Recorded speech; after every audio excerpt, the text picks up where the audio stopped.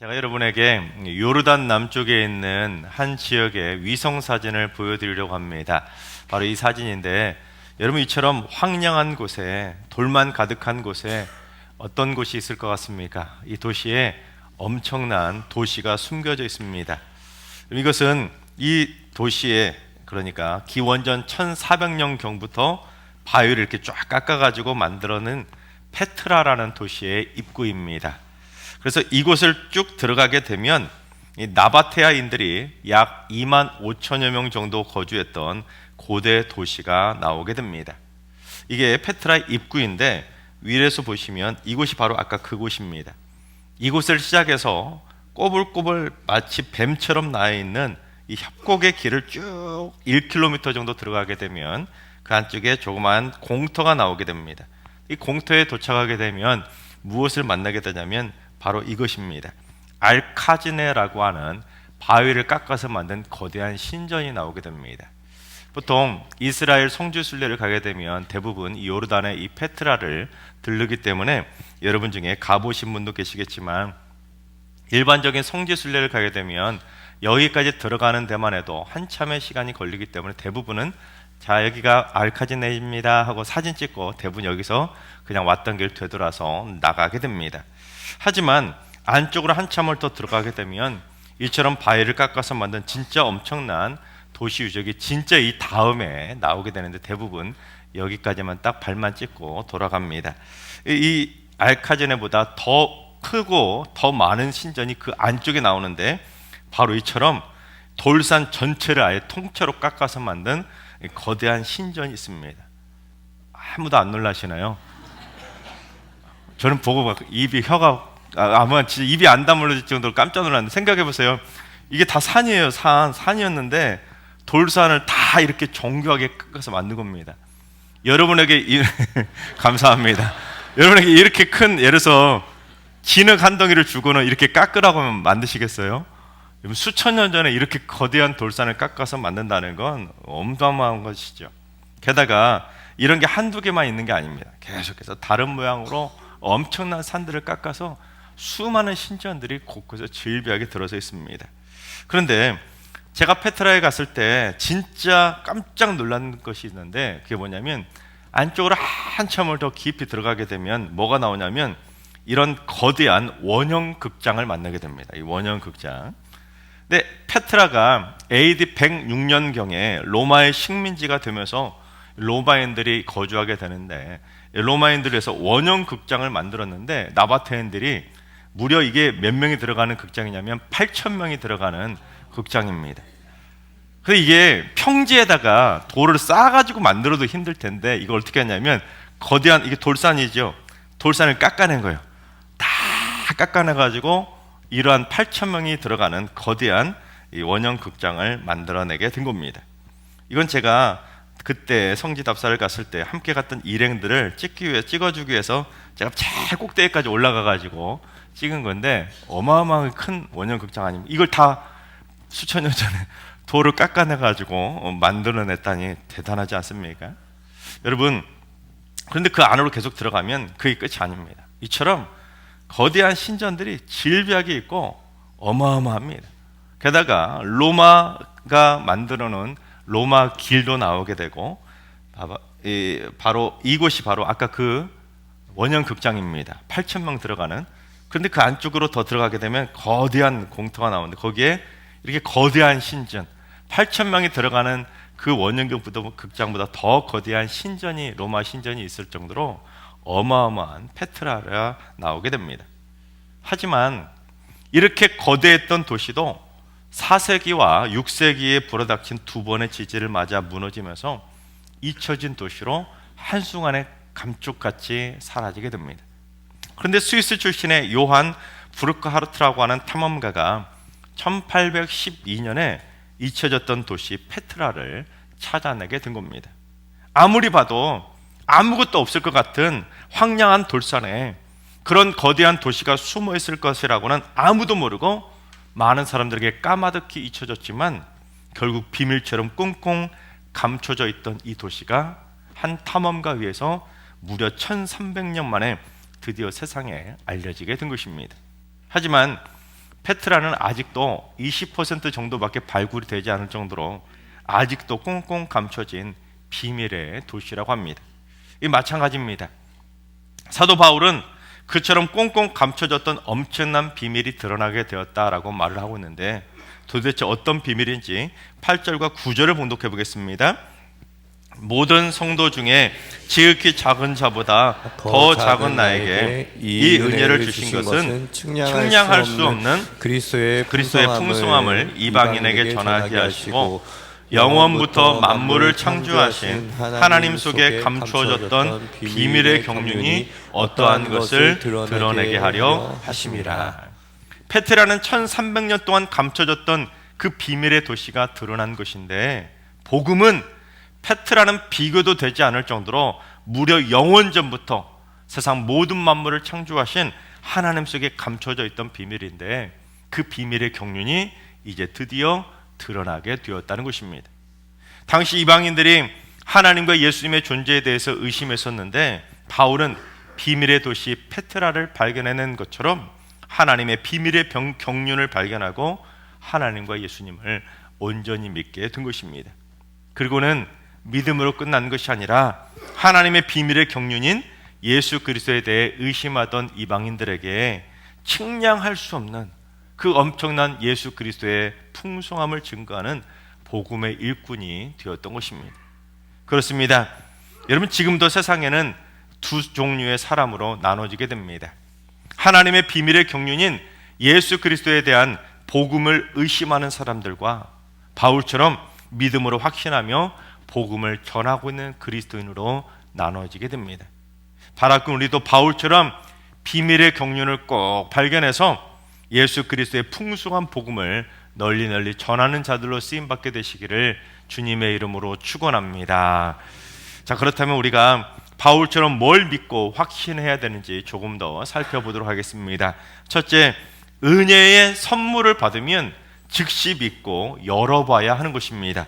7절을 봉독합니다.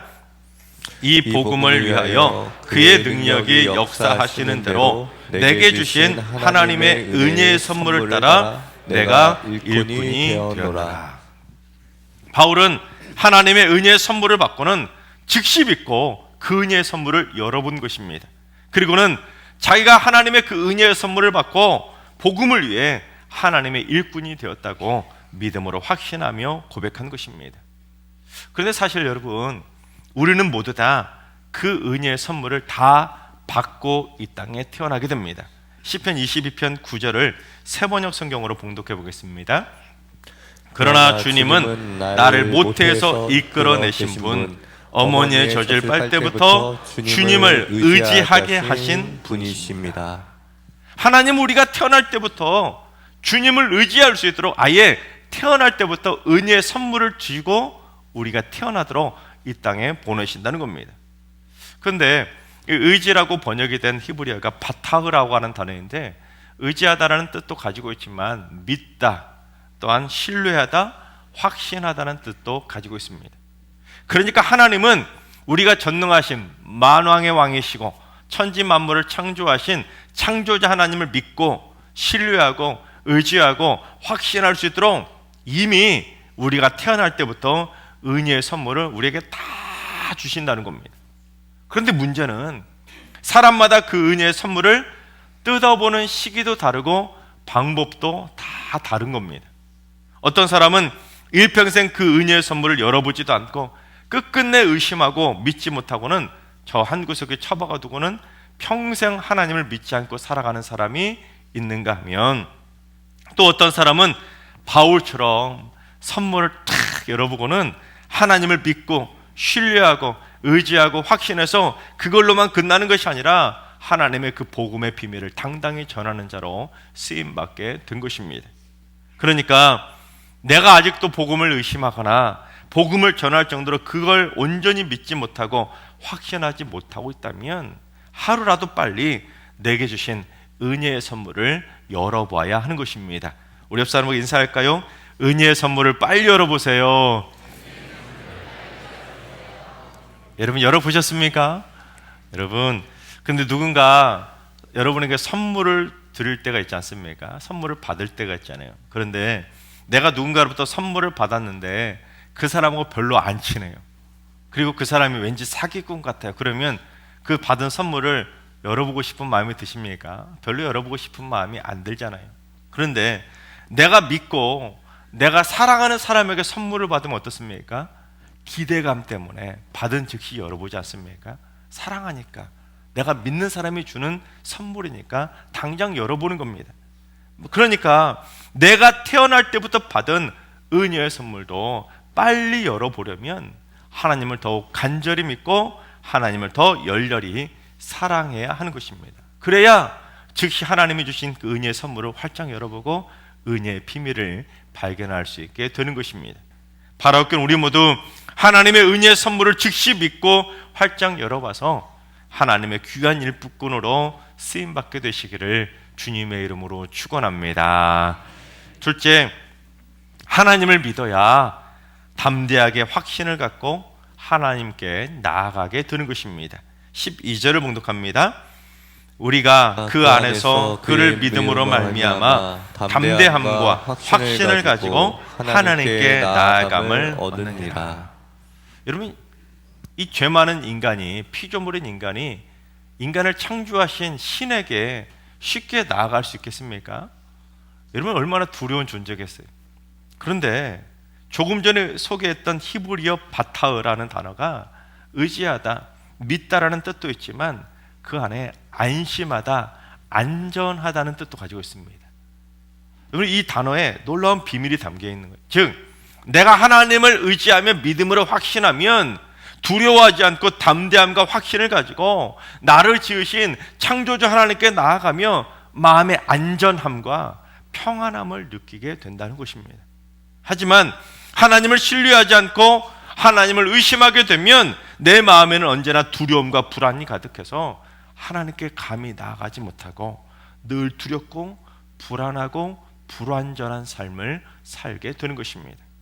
여러분, 그렇습니다. 하나님은 아무리 내가 건강이 나쁘고 공부도 못하고 재능도 없고 못생기고 잘난 게 없어서 모든 사람들 중에 지극히 작은 자 중에 작은 자일지라도 하나님은 날 버리시는 분이 아니라는 겁니다. 어제나 오늘이나 변함없이 나를 지켜주시며 내 곁에서 아침마다 새로운 은혜의 선물을 날마다 우리에게 주실 줄로 믿습니다. 하나님은 너무 성실하셔서 오늘만 주시고 멈추는 게 아니라 여러분이 천국 가는 그날까지 아침마다 새로운 은혜의 선물을 주실 줄로 믿습니다. 그래서 은혜의 선물을 열어보게 된 바울도 모든 성도 중에 지극히 작은 자보다 더 작은 나에게 이렇게 큰 은혜의 선물을 주셨냐고 하나님께 감사를 고백한 겁니다. 그리고는 측량할 수 없는 그리스도의 풍성함을 이방인에게 전하게 하시려고 자신에게 은혜의 선물을 이렇게 주셨다는 것을 바울도 깨닫게 된 것입니다. 그런데 솔로몬이 아들을 위해 해주었던 지혜의 말들 가운데 이런 말이 있습니다. 잠언 3장 6절부터 8절까지 봉독해 보겠습니다. 너는 범사의 그를 인정하라. 그리하면 내 길을 지도하시리라. 스스로 지혜롭게 여기지 말지어다. 여호와를 경외하며 악을 떠날지어다. 이것이 내 몸에 양약이 되어 내 골수를 윤택하게 하리라. 복음이 공짜라고 의심하지 말고 범사의 하나님의 존재를 믿고 하나님을 인정하라는 것입니다. 그래야 복음이 나를 윤택하게 해주는 내 몸에 양약이 되고 보약이 되는 것입니다. 그게 바로 하나님의 은혜의 양약이자 은혜의 보약인 것입니다. 그래서 건강 때문에 2번이나 꿈을 접어야 했던 토마스 치솜도 그 신실하신 하나님의 존재를 인정하고 아침마다 새롭게 주시는 은혜의 선물 보따리를 열어보게 되자 그게 날마다 그를 치유하는 양약이 되고 그에게 몸보신이 되는 귀한 은혜의 보약이 된 겁니다. 그래서 그렇게 허약했던 치솜이 얼마나 오래까지 산 줄 아십니까? 무려 94세까지 살면서 1200편에 달하는 아름다운 찬송시들을 쓰게 됩니다. 우리 옆 사람에게 이렇게 인사할까요? 날마다 은혜의 보약을 드세요. 여러분, 날마다 새롭게 주시는, 어제 주신 보약하고 오늘 주신 거 또 달라요. 우리의 컨디션에 맞게 날마다 새로운 보약을 주시는 거예요. 바로 우리 모두 태어날 때부터 아침마다 새롭게 주시는 은혜의 선물을 즉시 열어보시고 맛보며 살아가시기 바랍니다. 그래서 의심하는 것이 아니라 믿음의 확신을 가지고 날마다 새롭게 주시는 은혜의 보약을 드시며 일평생 건강하게 장수하게 되시기를 주님의 이름으로 축원합니다. 셋째, 하나님을 믿음으로 확신해야 환난 중에도 영광을 얻게 되는 것입니다. 13절을 봉독합니다. 그러므로 너희에게 구하노니 너희를 위한 나의 여러 환난에 대하여 낙심하지 말라. 이는 너희의 영광이니라. 여러분, 사람들은 주로 고난이나 환난을 당하게 되면 어떤 마음이 듭니까? 하나님 도대체 살아계신 거 맞냐고, 하나님 살아계신다면 도대체 어떻게 이럴 수 있냐고 하나님을 의심하며 낙심하게 됩니다. 때로는 막 하나님께 따지기도 하죠. 하나님 왜 그럽니까? 그런데 바울은 지금 감옥에 갇힌 환난을 겪고 있으면서도 에베소 교회 성도들에게 이것 때문에, 환난 때문에, 고난 때문에 낙심하지 말라는 겁니다. 오히려 이 성도는 환난 중에도 영광을 얻게 된다는 것을 믿으라고 격려해 주었던 것입니다. 그런데 18세기 유럽에는 어떤 일들이 퍼지게 되냐면 계몽주의의 영향으로 이신론이라고 하는 이단 철학이 막 퍼지게 됩니다. 그래서 하나님 그렇게 잘 믿던 신자들이 하나님을 떠나기 시작한 거예요. 여러분, 이 이단 철학이었던 이신론이 어떤 주장이냐면 신이 태초에 천지를 이렇게 세상을 창조한 것은 믿겠다. 신이 있으니까 뭔가 세상이 만들어지지 않겠느냐. 신의 존재는 믿는 거예요. 그런데 신은 천지를 창조한 다음부터는 더 이상 이 세상에 관여를 하지 않는다고 믿은 겁니다. 그래서 성경에서 말하는 계시나 섭리, 기적 등을 믿지 않고 이성의 눈으로 성경을 평가절하하면서 성경의 내용을 하나하나 의심하기 시작한 겁니다. 그러다 보니 급진적인 이신론자들은 아니 인간이 어떻게 신이 될 수 있냐 그러면서 예수님의 신성까지 의심하게 됩니다. 그러자 당시 독실한 신자였던 찰스 제넨스라고 하는 뛰어난 작사가가 이신론에 대항하기 위해서 성경 말씀을 가지고 오라토리오 대본을 쓰게 됩니다. 어떤 내용을 가지고 쓰게 되냐면 일부에서는 구약의 선지자들을 통해서 예수님의 탄생이 계시가 되었고 그 계시대로 실제로 예수 그리스도가 탄생하셨다라는 내용을 성경의 신구약 내용을 가지고 말씀을 가지고 일부를 만들게 됩니다. 그리고 2부에서는 예수 그리스도가 우리를 위해 어떤 순환을 당하다 죽으시고 부활하시고 승천하셨는지 예수님의 공생의 사역을 신약 성경의 말씀을 가지고 하나하나 세세하게 대본을 작성하게 됩니다. 그리고 3부에서는 예수님이 다시 오셔서 최후의 심판을 행하시며 최후 승리를 거두게 되실 것을 성경에 수록된 수많은 계시와 말씀들을 가지고 가사를 쓰게 됩니다. 마치 성경 요약본을 만든 겁니다. 그리고는 이 찰스 제네스가 어떻게 하냐면 이 오라토리오 대본을 평소 친분을 가지고 있었던 친구의 핸델에게 보내주면서 작곡을 의뢰하게 됩니다. 그래서 탄생한 곡이 바로 그 유명한 메시아입니다. 하지만 당시 핸델은 자신이 경영하던 오페라 극장이 파산하고 과로로 뇌졸중까지 와서 하반신 마비 증상까지 오게 됩니다.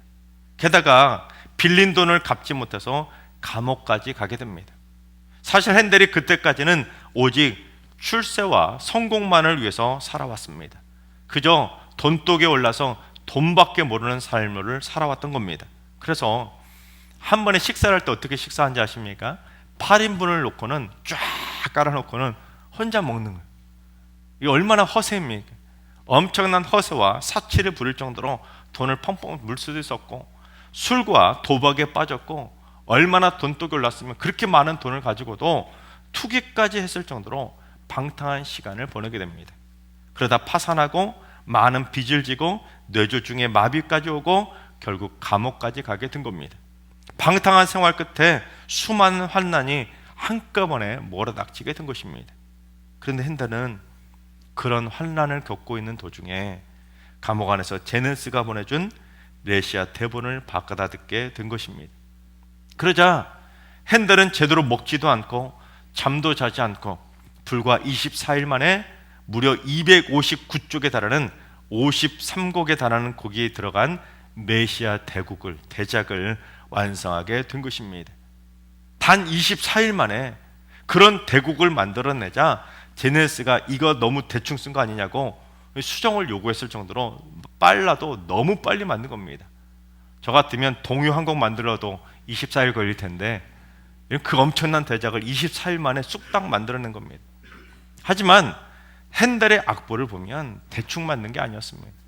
그는 멸시를 당하셨다는 그 메시아 순환의 대본에는 눈물 자국이 남아있을 정도로 한자 혼신의 힘을 기울여서 메시아 대곡을 완성하게 됩니다. 마치 어거스틴의 고백록처럼 자신의 방탕했던 삶을 회개하면서 드디어 하나님이 주신 그 은혜의 선물 보따리를 활짝 열어보고는 메시아 그리스도의 풍성한 은혜를 온전히 체험하게 된 것입니다.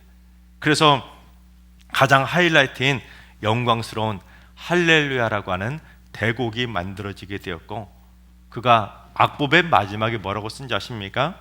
솔리 데오 글로리아, 오직 하나님께 영광이라는 문구를 남기고 하나님께 영광 돌리며 그 대곡을 마무리하게 됩니다. 그리고 드디어 메시아를 공연하게 되자 영국 국왕이 기립해서 박수를 쳤을 정도로 엄청난 데이트를 거두며 핸델이 살아있는 동안 무려 36번이나 공연하며 엄청난 공연 수익을 거두게 됩니다.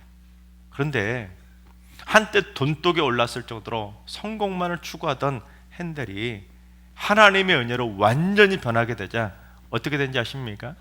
핸델이 그 수익금을 가지고 이전에는 8인분 시켰는데 이제 80인분 시키면서 뭔 그런 것이 아니라 공연 수익금을 가지고 돈을 갚지 못해서 자기처럼 감옥에 갇힌 사람들을 풀어주기 위해서 그 돈을 기부하게 됩니다. 그래서 돈 갚지 못해서 감옥에 간 사람 142명을 풀어주게 됩니다. 그리고 고아원에 거액의 수익금을 기부하게 되는데 한번 기부하고 끝낸 것이 아니라 고아들을 위한 아동병원 건립을 위해서 자기가 그렇게 애중지 치던 오르간을 고아원에 기증하게 됩니다. 그리고 그 메시아 악보 판권까지 기증할 정도로 고아들에게 평생 많은 관심을 기울여 고아원 원장이라고 불려질 정도로 고아와 정말로 연약한 자들을 사랑하며 돌보는 사람으로 완전하게 변하게 된 겁니다. 결국 핸델은 마지막 죽음을 앞두고 무슨 유언을 남기게 되냐면 자기 뮤비에 이런 문구를 새겨달라고 부탁을 합니다. 어떤 문구였냐면 메시아의 대사이자 예수님이 말씀하신 나는 부활이요 생명이니를 자신 묘비에 새겨달라고 부탁하고 하나님의 품에 안기게 됩니다. 핸델은 메시아를 의심한 것이 아니라 메시아를 분명하게 믿고 확신하며 담대함과 확신을 가지고 하나님께 나아가는 할렐루야 영광을 얻게 된 것입니다. 하나님께서 사랑하신 여러분, 의심을 버리고 하나님이 우리에게 주신 은혜의 선물을 즉시 열어서 하나님의 비밀의 경륜을 날마다 발견해 가시기 바랍니다.